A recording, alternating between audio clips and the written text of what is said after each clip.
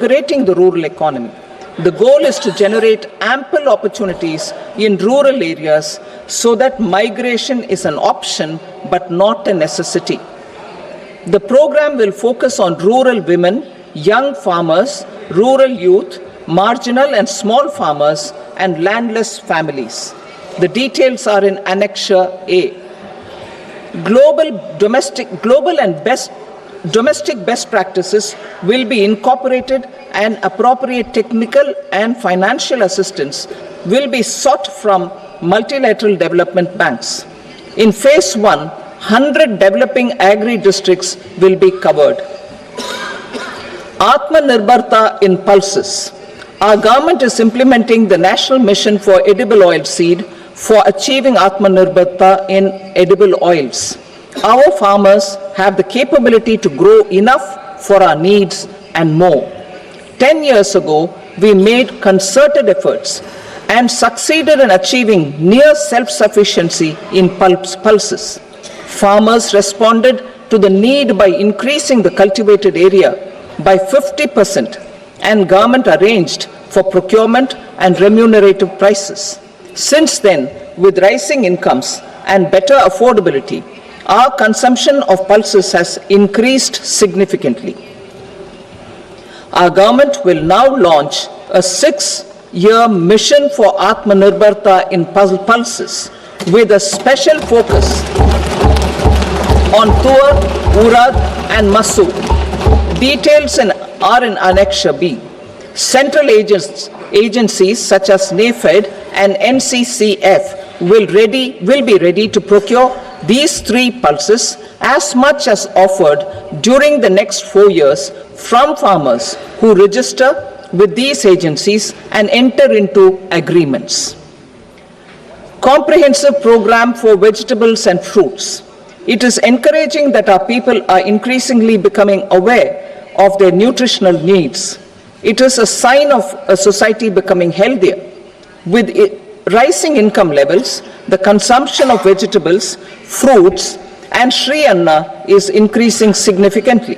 A comprehensive program to promote production, efficient supplies, processing, and remunerative prices for farmers will be launched in partnership with the states. Appropriate institutional mechanisms for implementation and participation of farmer producer organizations and cooperatives will be set up. Makhana Board in Bihar. For this, there is a special opportunity for the people of Bihar. A Makhana Board will be established in the state to improve production, processing, value addition, and marketing of makhana. The people engaged in these activities will be organized into FPOs. The board will provide hand-holding and training support to makhana farmers and will also work to ensure they receive the benefits of all relevant government schemes.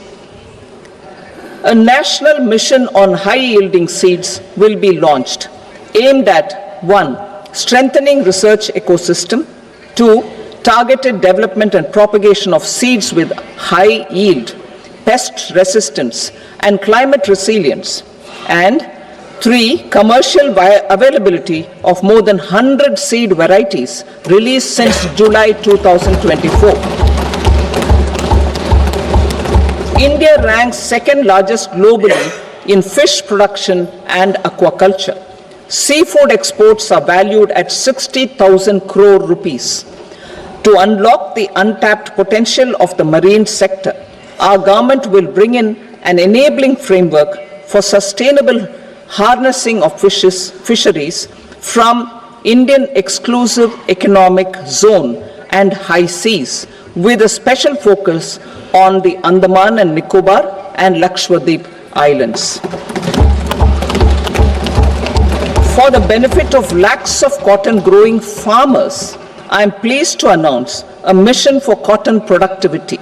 This 5-year mission will facilitate significant improvements in productivity and sustainability of cotton farming and promote extra long staple cotton varieties. The best of science and technology support will be provided to farmers. Aligned with our integrated 5F vision for the textile sector, this will help in increasing incomes of the farmers and ensure a steady supply of quality cotton for rejuvenating India's traditional textile sector. Kisan credit cards facilitate short-term loans for 7.7 crore farmers, fishermen, and dairy farmers.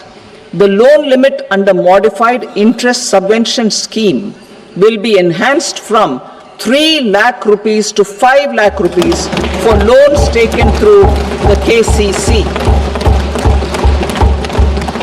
For Atmanirbharta in urea production, our government had reopened 3 dormant urea plants in the eastern region.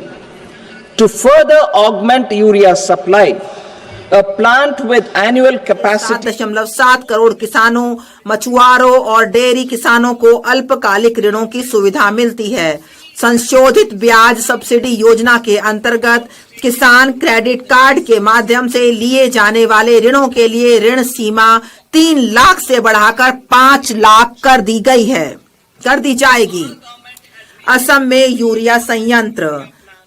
Urea उत्पादन में आत्मनिर्भरता के लिए हमारी सरकार ने पूर्वी क्षेत्र में निष्क्रिय पड़े 3 यूरिया संयंत्रों में उत्पादन पुनः आरंभ किया है। यूरिया की आपूर्ति और अधिक बढ़ाने के लिए नामरूप असम में 12.7 लाख मैट्रिक टन की वार्षिक उत्पादन क्षमता वाला एक संयंत्र स्थापित किया जाएगा। 1.5 लाख ग्रामीण डाकघर वाले भारतीय डाक को भारतीय डाक पेमेंट बैंक और 2.4 लाख डाक सेवकों के विशाल नेटवर्क की सहायता से ग्रामीण अर्थव्यवस्था के उत्प्रेरक के रूप में कार्य करने के लिए तैयार किया जाएगा। इसका विवरण अनुलग्न ग में दिया गया है। भारतीय डाक को विशाल सार्वजनिक लॉजिस्टिक संगठन के रूप में बदला जाएगा। इससे विश्वकर्माओं, नए उद्यमियों, महिलाओं, स्व सहायता समूहों, सूक्ष्म, लघु और मध्यम उद्यमों तथा बड़े कारोबारी संगठनों की बढ़ती आवश्यकताओं की पूर्ति होगी। एनसीडीसी को सहायता। हमारी सरकार सहकारी क्षेत्र के लिए एनसीडीसी के ऋण कार्यों के लिए सहायता प्रदान करेगी। दूसरे इंजन के रूप में सूक्ष्म, लघु और मध्यम उद्यम। अब मैं दूसरे इंजन के रूप में सूक्ष्म, लघु और मध्यम उद्यमों की ओर बढ़ती हूँ, जिनसे 5.7 करोड़ एमएसएमई पर ध्यान के साथ विनिर्माण और सेवाएं शामिल हैं। एमएसएमई के लिए वर्गीकरण मानदंड में संशोधन।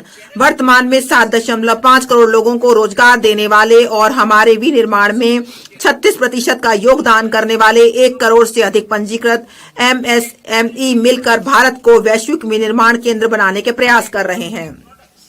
ये एमएसएमई अपने गुणवत्तापूर्ण उत्पादकों के साथ हमारे निर्यात में 45% योगदान कर रहे हैं। एमएसएमई को अधिक व्यापक पैमाने पर दक्षता, प्रौद्योगिकीय उन्नयन और पूंजी तक बेहतर पहुंच की सुविधा पाने में उनकी सहायता करने के उद्देश्य से सभी एमएसएमई के लिए वर्गीकरण से संबंधित निवेश और कारोबार की सीमाओं को क्रमशः 2.5 और 2 गुना तक बढ़ाया जाएगा। इससे उन्हें बड़े उद्यम बनने और हमारे युवाओं के लिए रोजगार सृजित करने का आत्मविश्वास प्राप्त होगा। विवरण अनुलग्न घ में दिया गया है। गारंटी कवर के साथ ऋण उपलब्धता में पर्याप्त वृद्धि। सूक्ष्म और लघु उद्यमों के लिए 5 करोड़ से बढ़ाकर 10 करोड़, जिससे अगले 5 वर्षों में 1.5 लाख करोड़ के अतिरिक्त ऋण उपलब्ध होंगे। दूसरा, स्टार्टअप के लिए 10 करोड़ से बढ़ाकर 20 करोड़, जिसमें आत्मनिर्भर भारत के लिए महत्वपूर्ण 27 प्रमुख क्षेत्रों में ऋणों के लिए गारंटी शुल्क कम करके 1% किया जाएगा और उत्तम तरह से चल रहे निर्यातक एमएसएमई के लिए 20 करोड़ तक के सावधि ऋण। सूक्ष्म उद्यमों के लिए क्रेडिट कार्ड। हम उद्यम पोर्टल पर पंजीकृत सूक्ष्म उद्यमों के लिए 5 लाख की सीमा वाले विशेष अनुकूल क्रेडिट कार्ड शुरू करेंगे। पहले वर्ष में 10 लाख कार्ड पहले वर्ष में 10 लाख कार्ड जारी किए जाएंगे। स्टार्टअप के लिए निधियों का कोष। स्टार्टअप के लिए वैश्विक निवेश निधियों AIF को 91,000 करोड़ से अधिक की प्रतिबद्धताएं प्राप्त हुई हैं।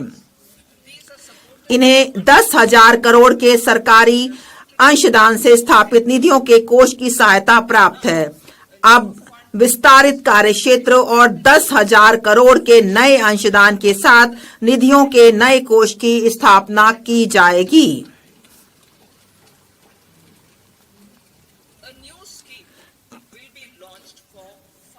पहली बार उद्यमों के लिए नई योजना 5 लाख महिला, अनुसूचित जाति और अनुसूचित जनजाति के उद्यमों के लिए एक नई योजना शुरू की जाएगी। इससे अगले 5 वर्षों के दौरान 2 करोड़ तक का सावधि ऋण उपलब्ध होगा। इस योजना में सफल स्टैंड अप इंडिया स्कीम से प्राप्त अनुभवों को शामिल किया जाएगा। उद्यमशीलता और प्रबंधकीय कौशलों के लिए ऑनलाइन क्षमता निर्माण कार्यक्रम भी आयोजित किए जाएंगे। श्रम सघन क्षेत्रों के लिए उपाय। श्रम सघन क्षेत्रों में रोजगार और उद्यमशीलता के अवसरों को बढ़ावा देने के लिए हमारी सरकार विशिष्ट नीतिगत और सहायक उपाय करेगी।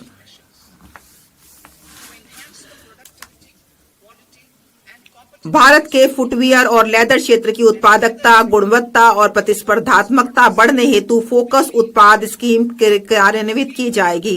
इस स्कीम में लेदर, फुटवियर और उत्पादों के लिए सहायता के अलावा बिना लेदर वाले गुणवत्तापूर्ण फुटवियर के उत्पादन हेतु आवश्यक डिजाइन क्षमता, घटक विनिर्माण और मशीनों के लिए सहायता दी जाएगी। इस स्कीम से 22 लाख व्यक्तियों को रोजगार मिलने और 4 लाख करोड़ का कारोबार और 1.1 लाख करोड़ से अधिक का निर्यात होने की उम्मीद है। खिलौना क्षेत्र के लिए उपाय। राष्ट्रीय खिलौना कार्य योजना के आधार पर हम भारत को वैश्विक खिलौना केंद्र बनाने के लिए एक योजना कार्यान्वित करेंगे।